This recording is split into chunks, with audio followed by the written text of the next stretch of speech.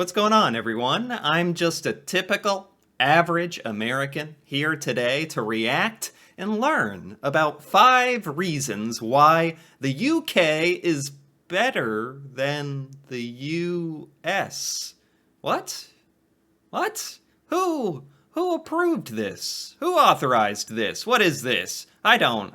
Okay, but seriously, I am actually curious to hear about these 5 criticisms of the US, perhaps 5 comparisons between the UK and the US. There's certainly some things I could think of that the United States could do better, or maybe we're just absolutely perfect and have never done a single thing wrong ever. That's entirely possible. Probably not. But in all seriousness, I think this will be interesting. I'm guessing that this individual has experience or anecdotes about specific things, hopefully, that can be compared between the US and UK. That either I can defend the America's honor here or something, or really defend our honor here, or maybe acknowledge some valid criticisms. I don't know, but I'm interested, so let's take a look. Hi everyone, it's me. So today we are going to talk about 5 ways that the UK is better than America. Okay. Yes, I said that. We're going there. For those of you who don't know me, Right, we're going there, right? my name is Alana and I'm a Canadian who has lived in England for the last 4 years. I then moved back to Canada so I could reapply for a new visa to go back to England, but right now I am in Florida in the United States.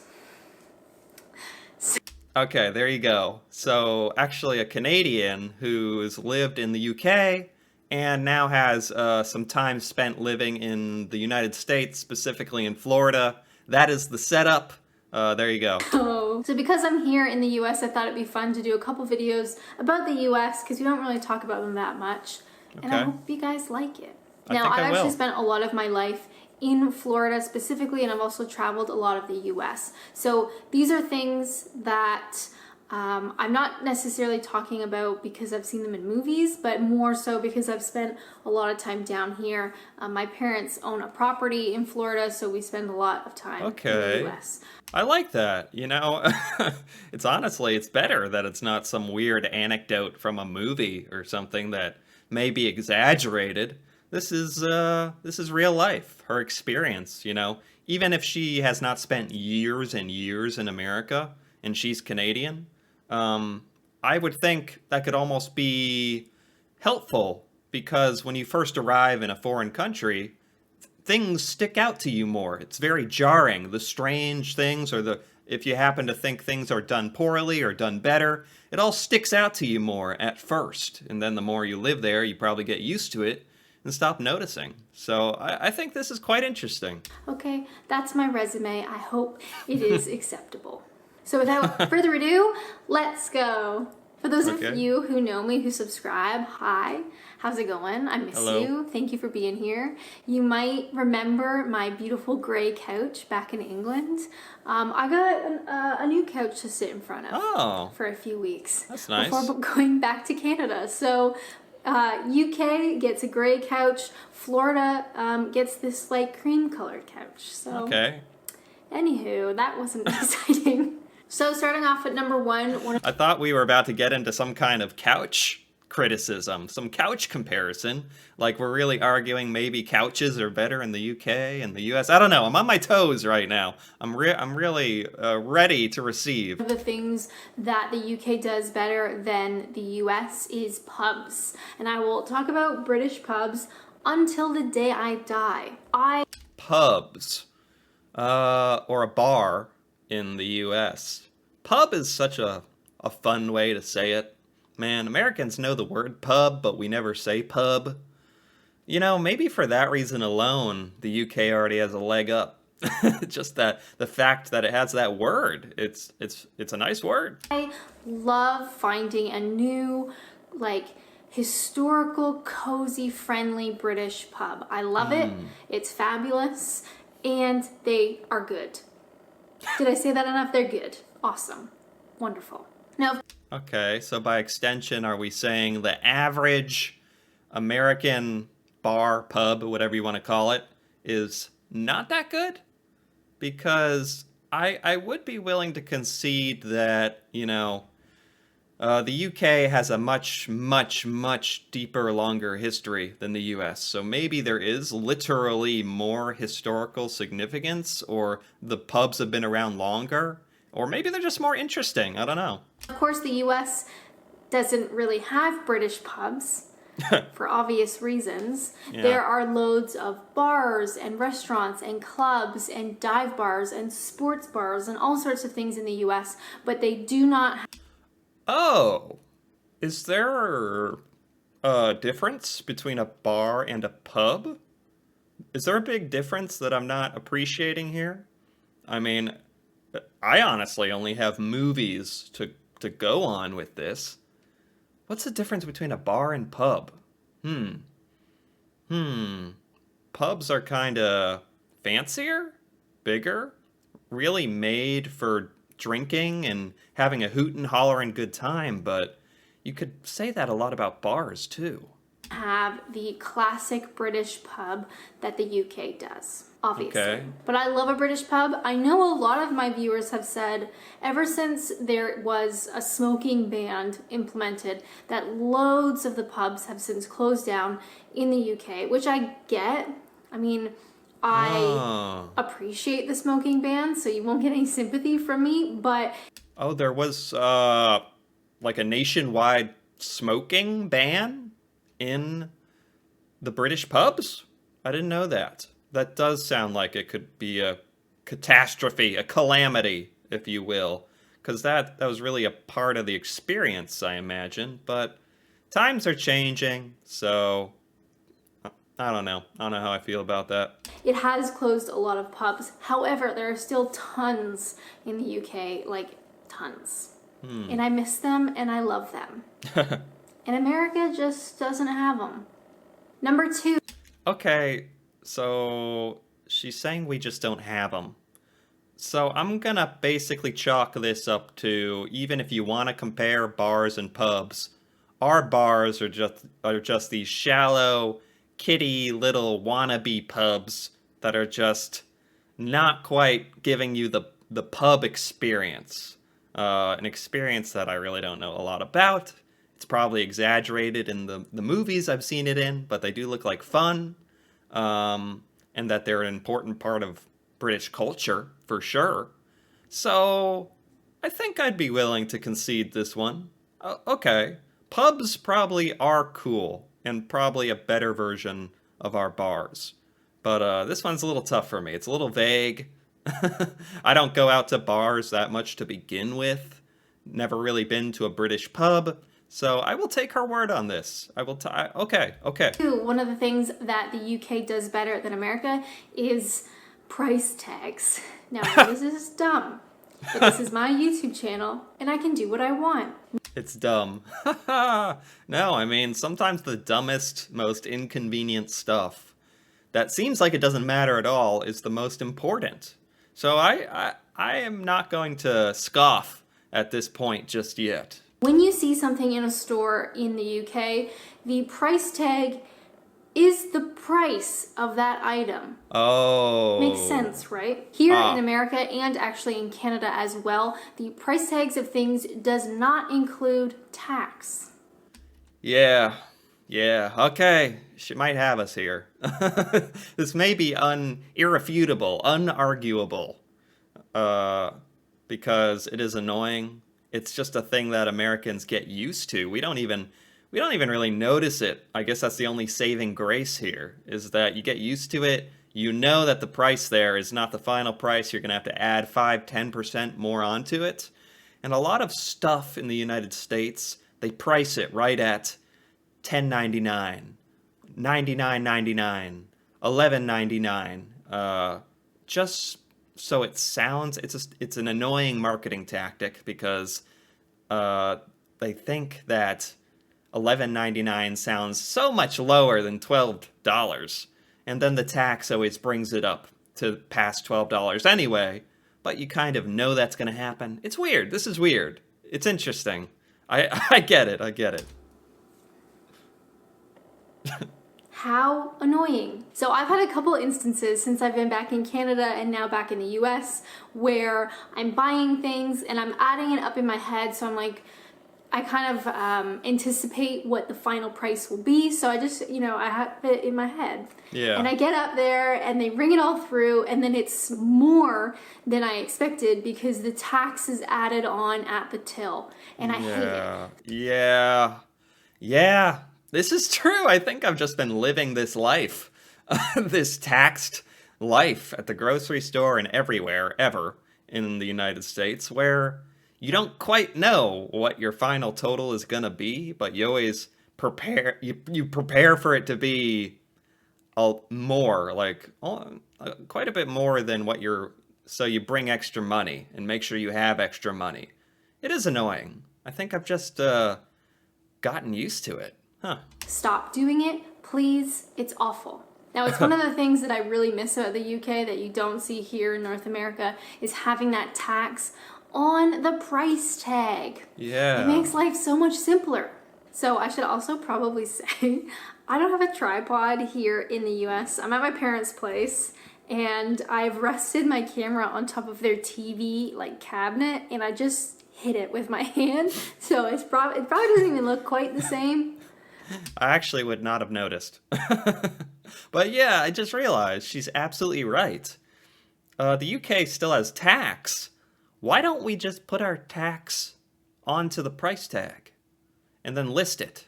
I think it's just because of marketing, to make us think that that object is lower in cost than it actually is. It's quite deceitful, actually, the more I think about it. Man, this is causing me to question everything. All right.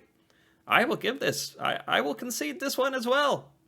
That is better, to just put the price on the price tag.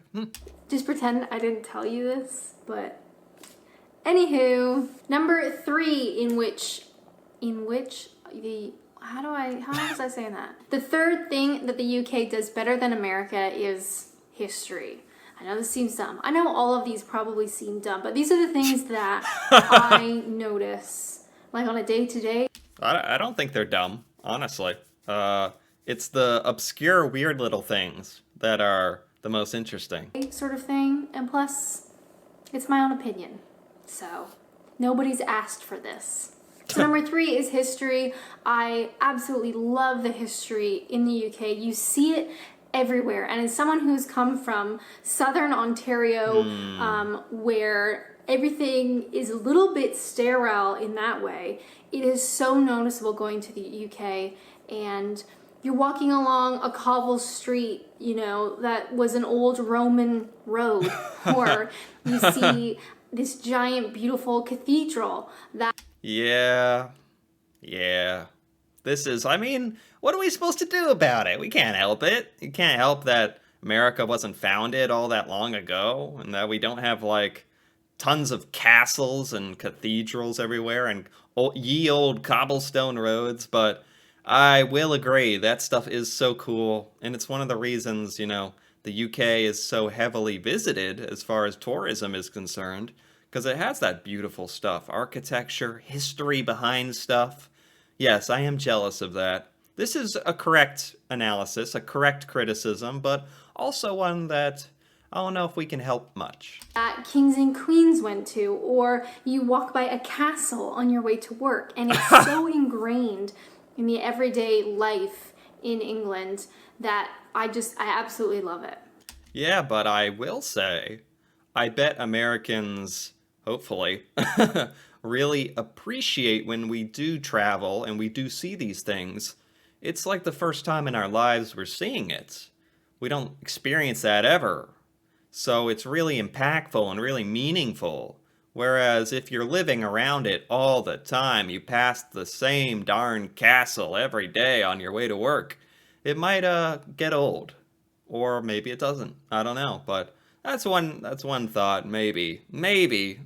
And for obvious reasons, the US doesn't have that kind of history. There is still history here, of course, and there's evidence of it, statues and monuments and plaques and that kind of stuff, but it's obviously it's not the same. It's not the same, and it's not to the same scale as it is in the UK.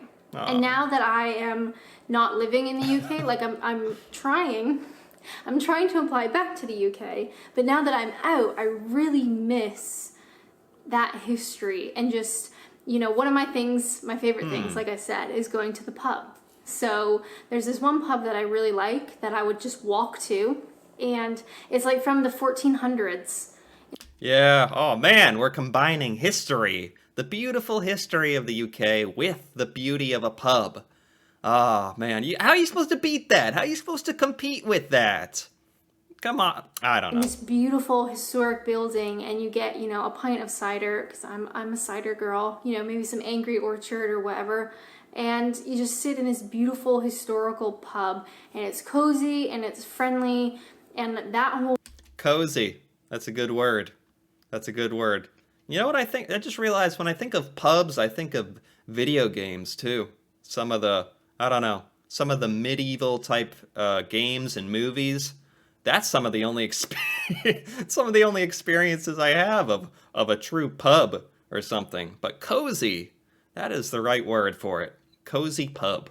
whole sort of thing I absolutely love. And you do not get that here in the US. You do not get those types of pubs, and you do not get that kind of history.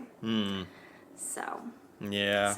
Oh man, I like how she's like, sorry for breaking it to you, Americans. Sorry, but your ye olde architecture stinks, and your pubs stink. I was like, I'm just sitting here like, okay, all right. sorry guys. The fourth thing that the UK does better than the United States, healthcare. Yeah, we're going there. So, I mean, there's nowhere to go. It's like every American agrees with this one. Healthcare in the United States, I mean, the actual care itself, going to the doctor, going to the hospital, the actual care they give you is state of the art, it's high tech, it's very well done, the people, the healthcare workers are great, all that is wonderful, very well done. It's just the whole health insurance way of doing everything. And even if you do it that way, where you're paying health insurance every month, so that if you happen to get hurt, you can receive care, you still can end up in situations, and many people, if they don't have access to good insurance, end up in these situations where we seem like we're the only nation on the planet where you can get an injury or need cancer treatment or need treatment for something life-threatening, and it's going to put you in massive crippling debt for the rest of your life. And you can't say no, or you might die, or who knows what. So it's quite, this is a hot topic, but not really because it's controversial, I would say. It's actually, a lot of people in the United States agree this is a problem. buckle up. So, as a foreigner in the UK, as part of my visa, I paid into the NHS, which is the National Health Service. Or is it healthcare? I'm pretty sure it's the National Health Service. Okay, But, doesn't matter. anywho, just pretend that I don't make any errors in any of my videos because I am all knowing. Yes. So as a foreigner, I paid a lump sum into the NHS in the UK, and then as an employee, I also paid, my taxes were taken off of my pay and put towards the NHS. So you kind of pay twice, but I think it's fair that way. Anyway, we're not going to dive into that because that's a whole nother story. But the great thing was that once I arrived in the UK, I had paid those fees. I could use the health system like a regular citizen. So I registered with a doctor, I got prescriptions, certain things like birth control pills are free. And I had a prescription that is £9. I misquoted in an old video because I always misquote everything. And I had said there was different tiers for prescriptions, but there's actually only 2 tiers. It's either nothing. This is a whole other thing where we could just have a system in the US like this, where we all just pay taxes towards healthcare, and then you just get your healthcare, whatever you need. And also our government should probably be providing all of these things, like birth control and other things, for free, because it's like, what's the purpose of your government? It's to serve the people, to help the people. So that's just another reason why this is all madness. Thing, you get it for free, or it's £9, which is incredible. Of course, that's just for England. I think viewers were saying that Wales and Scotland get their prescriptions for free. Wow. Okay. Can you imagine going to the doctor and No. getting your prescription for free? Whereas No. here in the United States, I mean, you have to be living under a rock to have not heard about some of the issues they have with their healthcare. And, you know, you hear stories of people that get cancer and they go bankrupt because they have to pay out of pocket for that type of service, for that type of treatment. Yeah. I know there's some people. I mean, this is just one of the fundamental problems is in the United States, healthcare is treated as a business, a way to make money, which is a really horrible. You know, there is a time and a place to run your cookie business, you know, or your clothing business and make money. I get it. But healthcare that saves lives, makes people's quality of living, directly affects their lives, is not one of those times when you want to be up against some kind of corporate machine trying to make money off you rather than help you. So That they couldn't afford, you know, their insulin or penicillin or all this kind of stuff because it was completely, you know, you have to pay for it. And that is really scary. And I don't ever want to be in that situation. So as a Canadian, I mean, I have no dog in either of these fights, but Yeah. there's something so special about the NHS. And I really, really hope the UK takes care of it. It's not a perfect system. And I have a whole video about the NHS that's separate you can go watch. Okay, I was just about to say, I really don't know anything about healthcare in the UK and how that works. Maybe part of that is just Americans are just over the healthcare thing because we have to live with the way it is here, and there's seemingly nothing we can do about it. Although, you know, over time, hopefully things will change. But I would like to learn more about that.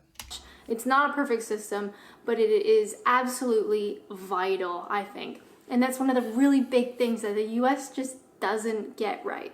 And number 5, the fifth Okay, that's certainly another one. I won't even protest this one. That was absolutely correct. Yeah. way that the UK is better than the US, vacation days. Oh. Vacation days are very important to me, and I will talk about this issue literally to the day I die. Vacation days. Yeah, that's another problem. Oh, jeez. Really not pulling any punches here. Really talking about all the gaping, glaring problems with the United States. But I'm open to it, you know? It's the truth. No reason to hide or run from the truth of the matter. A lot of corporations in the United States do not treat their employees well, like humans, you know? People need days off, they need vacation, they need to live. They work so that they can live their life. They don't live so that they can just work forever and then die. So, yeah. It's very important. Now, just to put it into perspective, I found an article on the CBS News website that says this. The United States is the only advanced economy that does not guarantee its workers any paid vacation time and is one of only a few rich countries that does not require employers to offer at least some paid holidays. Oh boy. Yeah, it's just we really pride our country in giving a lot of power and authority to the companies to run them how they want to run them. And a huge drawback of that is that they, in a lot of times, don't want to treat their employees as good as they could, which is not smart from a business standpoint because you want your employees to be happy so that they do a better job and don't want to quit. But then again, your job is your lifeline for a lot of people, so they can't quit. So it's really this perverted, strange, uncomfortable situation. So the article goes on to say that a typical US worker at a private company gets 10 days of paid vacation and 6 paid holidays. So vacation would be like you're going away or you're having a staycation, whatever. And then these 6 paid holidays would be things like Christmas, New Year's, Easter, that sort of. Yeah, that sounds about right. Some places let you just accrue points. Like the more you go to work, you build up points, which you can, which you can spend on a vacation day. And then it's once you use it up, it's gone, and you gotta wait a while to get another vacation day, which is kind of the same thing as just having 10 days off a year or something. But yeah, uh, I think a lot of places around the world give you a lot more than that. But it's another thing where Americans have just gotten used to it. Perfect. So they reported that the typical US worker that is hired at a private company full time gets 10 days vacation and 6 paid holidays. Yeah, that sounds about right. Is that not a lot? That's disgusting. So the article says that France has the most generous vacation policy, mandating a minimum of 30 paid days off each year. The UK comes second at 28 vacation days, followed by Denmark, Finland, Norway, and Sweden, all at 25 days. What? I couldn't even imagine. 28 days? That's like a month. But that's when that's your normal, it's not so crazy, I guess.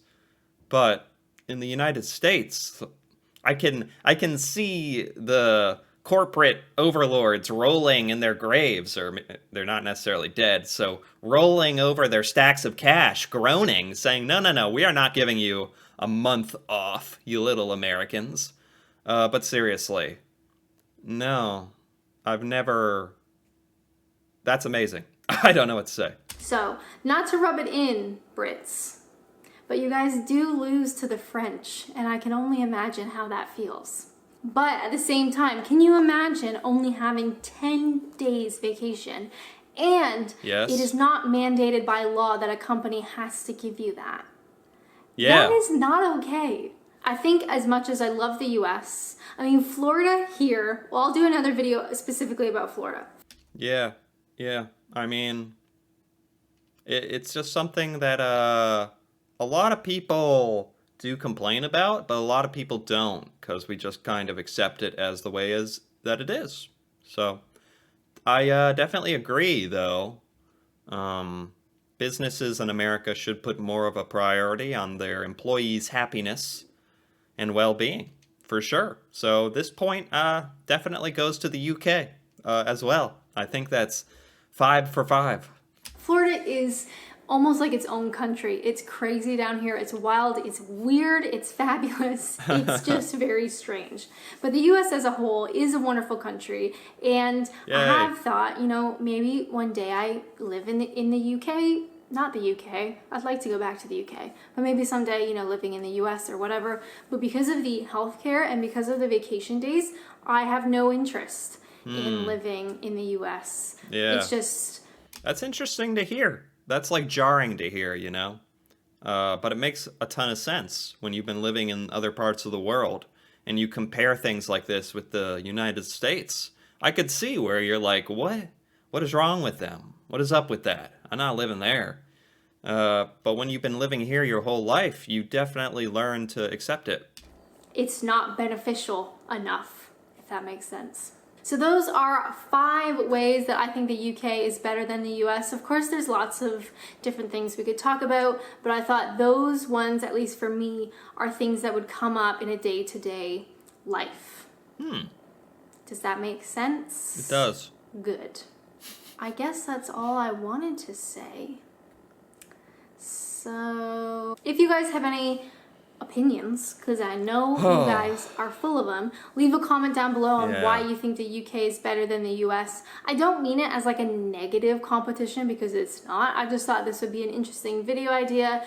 Yeah, I mean, that's a good point. There's a lot of great things about living in the United States. A lot of great things. So don't get me wrong, but these were 5 good reasons. I gotta be honest. I enjoyed this. This was by Adventures and Naps. Gotta give that a like. And are there any comments that were kind of talking about this? You pretty much listed all the reasons my husband and I chose the UK over the US. Yeah. Gotta love how pubs was the first thing on the list. That right there shows how British she has become. True. Oh, anything else? There are doorknobs in the UK older than America. Okay, alright, I don't gotta sit here and listen to this, but it's true. That's why we don't have any cool history stuff built around everywhere. Not even cool doorknobs or something that are old. uh, okay. Yeah, a lot of people agreeing. And I gotta say, I would tend to agree with this as well. At least as far as this list of 5 reasons why the UK is better than the US. I agree with all 5 of these points. Some were a little more silly, a little more lighthearted, others really punch to the gut, man. Really hitting close to home. But nonetheless true and valid points. And good points of criticism, and honestly, things that people living in America criticize as well. So I'm right there with you. And it's always good to reflect and look at lists like this. Plus, they're very interesting. I learned things about the UK just by watching criticisms of the US, so that's cool too. Anyway, if you thought this was cool and interesting as well, feel free to give this video a like or leave a comment. And if you're interested in more videos like this, me reacting to the UK, Great Britain, the culture there, things there, stuff that I've never learned before, feel free to subscribe for more. And until then, thanks for watching, and see you next time.